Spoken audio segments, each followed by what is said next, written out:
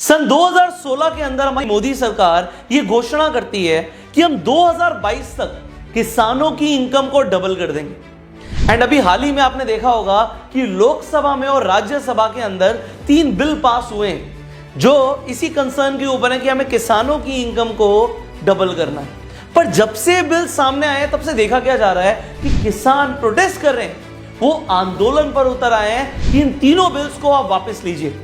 अब जरा सोचिए, अगर किसी की इनकम सच में डबल हो रही हो तो वो प्रोटेस्ट क्यों करेगा भाई? अगर आप ही की इनकम को कोई डबल कर रहा हो तो आप शुक्रिया करेंगे या प्रोटेस्ट करेंगे? वेल, यहां पे कुछ तो ग्रे एरिया है जो आपको शायद अभी तक समझ नहीं आ रहा। बट अगर आपने इस वीडियो को एंड तक देखा तो आपको ये पूरा सिनेरियो क्लियर हो जाएगा। एक तो तीनों बिल समझ आ जाएंगे कि इन तीनों बिल्स के फायदे और नुकसान के, और आपको किसान आंदोलन की पूरी सच्चाई भी समझ आ जाएगी। तो अगर आपको ये वीडियो समझ आती है तो इस वीडियो को शेयर जरूर कीजिएगा सो दैट लोगों को भी पूरा सिनेरियो क्लियर हो जाए।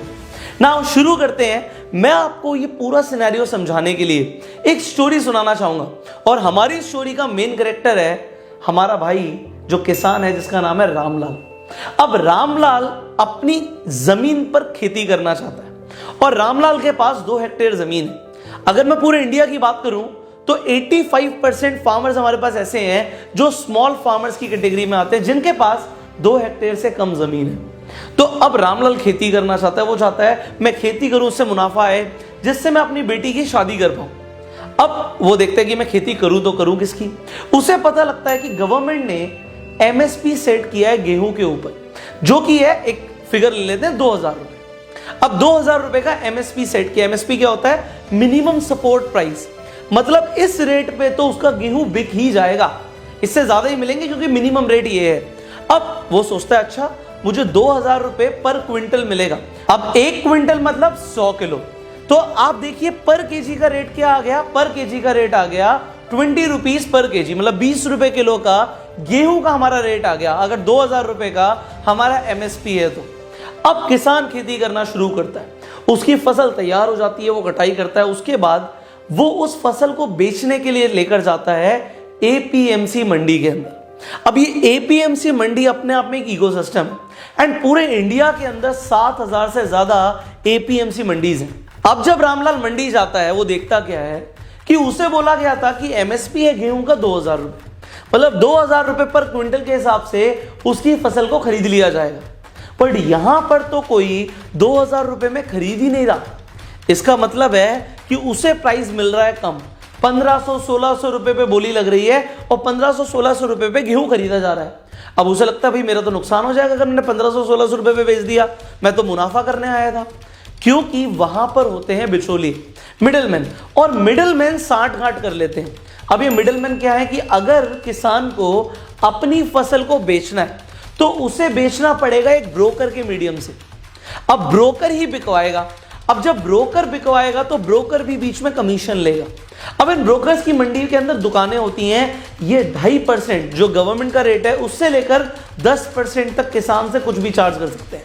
तो अब 2.5% भी अगर मान लेते हैं तो 1600 रुपए के रेट पे जो उसका गेहूं बिक रहा है, 1600 रुपए के रेट पे जो उसका गेहूं बिक रहा है, उसके ऊपर भी 2.5% अलग से मिडिलमैन चार्ज करेगा।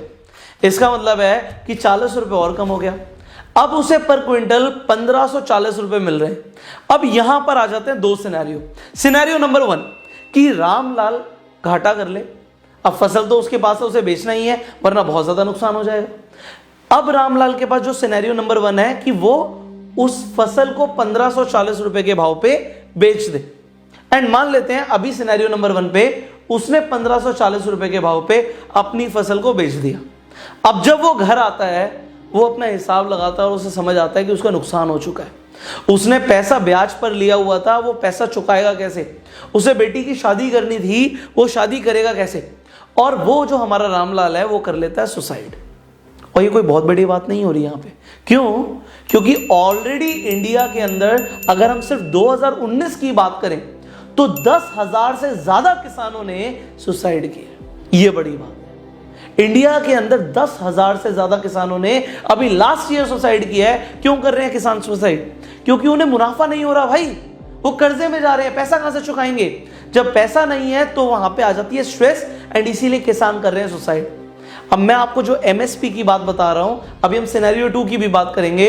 एमएसपी के ऊपर, मिनिमम सपोर्ट प्राइस के ऊपर पूरे इंडिया में सिर्फ 6% किसान अपना फसल को बेच पाते हैं। मतलब एमएसपी का फायदा सिर्फ 6% किसान ले रहे हैं और बाकी के जो 94% किसान है उन्हें होता है घाटा, वहां पर वो कमाई नहीं कर पाते। अब किसानों की यहां पे सुने कौन?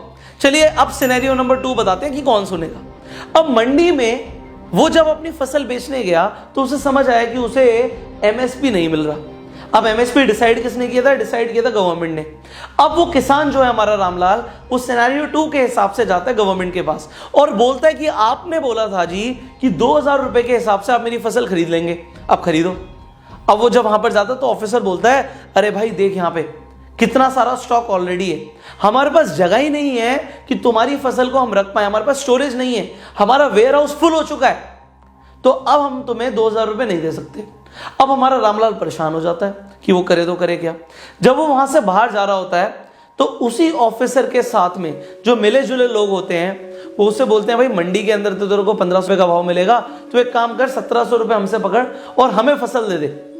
अब रामलाल सोचता है कि ठीक है भाई, मंडी से ज्यादा रेट मिल रहा है तो चलो मैं अपना जो भी नुकसान समझ लूँ या कुछ भी हो, मैं 1700 रुपए पे अपनी फसल को बेच देता हूँ।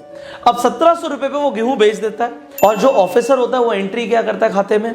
वो एंट्री करता है कि 2000 रुपए के हिसाब से उसने किसान से फसल को खरीदा है। अब यहां पर क्या चल रहा है? यहां पर चल रहा है करप्शन। एंड पूरे इंडिया में आपको पता है कि करप्शन बहुत अच्छे तरीके से फैला हुआ है। अब किसान को तो यहां पे 1700 रुपए का रेट मिला, बट जो 300 रुपए का मुनाफा है वो किसने कर लिया? वो ऑफिसर्स ने कर लिया एंड बहुत दबाकर पैसा कमाते लोग। अब गवर्नमेंट क्या चाहती है यहां पर हम समझते हैं, आपको दोनों सिनेरियो समझ आ गए। गवर्नमेंट कहती है पहले बिल के अकॉर्डिंग, जिस बिल का नाम है farmers produce trade and commerce act. अब इस बिल के अकॉर्डिंग गवर्नमेंट क्या कहना चाहती है? गवर्नमेंट सबसे पहले ये कहना चाहती है कि जो हमारा किसान है उसके पास अब कोई बॉर्डर्स नहीं है, कोई ऐसी रिस्ट्रिक्शंस नहीं है कि वो अपनी फसल को अपने राज्य में ही बेचेगा, अपनी स्टेट में ही बेचेगा। अब किसान पूरे इंडिया में कहीं पर भी अपनी फसल को बेच सकता है। अब यहां पर इस चीज को जरा समझिए कि किसान बेच तो कहीं भी सकता है, बट उसे जो अपनी फसल है ट्रैक्टर में ढोके लेकर जानी पड़ेगी एंड उसका ट्रांसपोर्टेशन कॉस्ट कौन देगा? वो फार्मर ही देगा। अब यहां पर दूसरी चीज गवर्नमेंट क्या कहना चाहती है? प्राइवेट मंडी बनाएंगे। अब प्राइवेट मंडी का मतलब है कि जो प्राइवेट कंपनीज हैं वो डायरेक्टली किसान से माल खरीद लेंगी। अब प्राइवेट प्लेयर्स की एंट्री कराना चाहती है गवर्नमेंट कि मिडलमैन का जो यहां पर कंसेप्ट है वो खत्म हो जाए। तीसरी चीज, गवर्नमेंट नहीं चाहती कि वो बहुत ज्यादा स्टॉक करे। अब फूड कॉर्पोरेशन ऑफ इंडिया की अगर हम बात करें, एफसीआई की, एफसीआई 2000 रुपए के रेट पे वो गेहूं को खरीद रही है और वो राशन कार्ड पे कितने रुपए का आपको मिलता है? जो लोगों को राशन कार्ड का फायदा होता है वो 2.5-3 रुपए किलो के ऊपर गेहूं को खरीद रहे हैं। तो यहां पर गवर्नमेंट का काफी ज्यादा नुकसान भी होता है। तो गवर्नमेंट कह रही है कि अगर सारा माल हम ही खरीदेंगे तो हम पे लोड पड़ता रहेगा, हमारी इकोनॉमी पे लोड पड़ता रहेगा।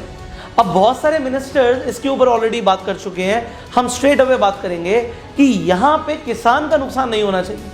मेन कंसर्न ये है, वेल गवर्नमेंट भी यही चाहती है कि किसान का नुकसान ना हो, बट कहीं ना कहीं क्या वो पल्ला नहीं झाड़ रही कि भाई हमें खरीदना पड़ेगा, इससे बढ़िया है कि हम ना खरीदें, हम प्राइवेट प्लेयर्स की एंट्री करा देते हैं, प्राइवेट मंडी बना देते हैं, तुम डायरेक्टली बेच लो, ना मिडलमैन को पैसे देने, और तुम्हारे पास यहां पे प्रॉफिट होने के चांसेस बढ़ जाएंगे।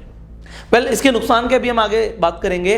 अब जरा सोचिए कि प्राइवेट प्लेयर्स एंटर करते हैं तो यहां पर उनके साथ कोई कॉन्ट्रैक्ट होना चाहिए कंपनीज के साथ। तो यहीं पर आ जाता है हमारा दूसरा बिल, जहां पर इस बिल का नाम है farmers agreement on price assurance and farm services act. अब इस एक्ट के हिसाब से गवर्नमेंट क्या कहना चाहती है, बड़ा सिंपली आपको समझाऊंगा, इसका नाम है कॉन्ट्रैक्ट फार्मिंग।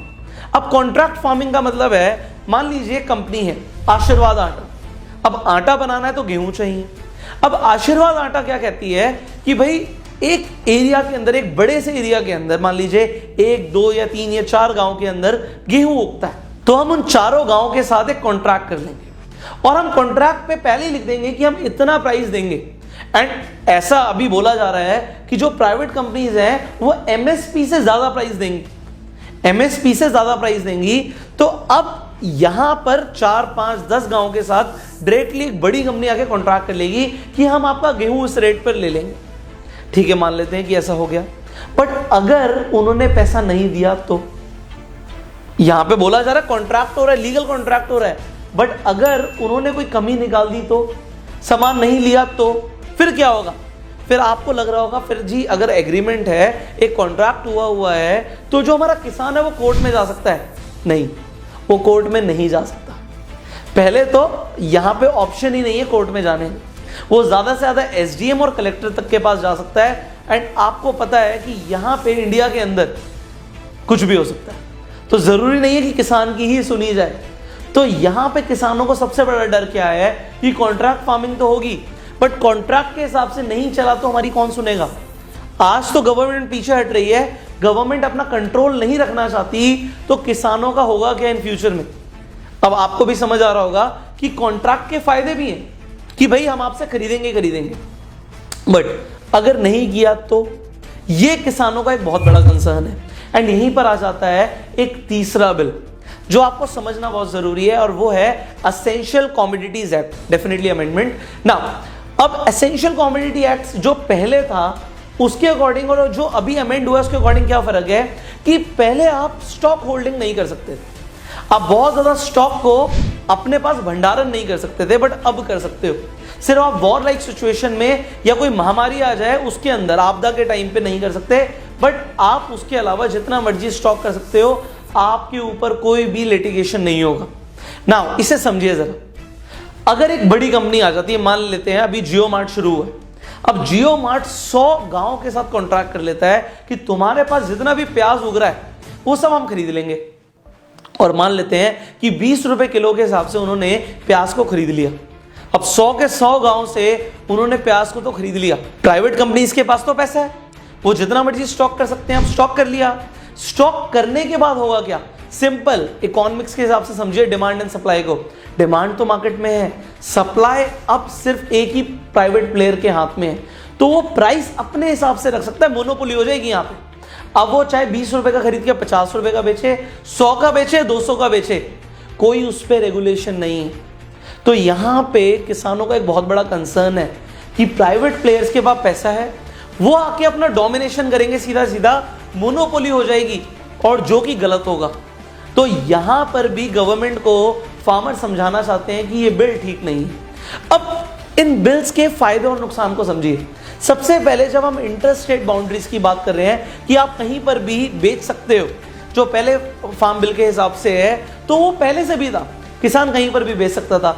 बट जो एपीएमसी मंडी का हिसाब है, यह मंडी नहीं है, डायरेक्टली हम अपनी प्राइवेट कंपनी को माल बेच सकते हैं। और वहां पे जो सेकंड बिल कह रहा है कॉन्ट्रैक्ट फार्मिंग, यहां पे डेफिनेटली किसान का फायदा हो सकता है कि अगर गवर्नमेंट का रेगुलेशन हो तो, बट अगर गवर्नमेंट रेगुलेट नहीं करेगी तो किसानों का इन फ्यूचर नुकसान हो सकता है। वेल यहां पे बीच में देखा गया क्या कि किसानों को भड़काया भी गया, डेफिनेटली भड़काया गया है, जहां पर किसानों को बोला गया कि तुम्हारी जमीन हड़प ली जाएगी।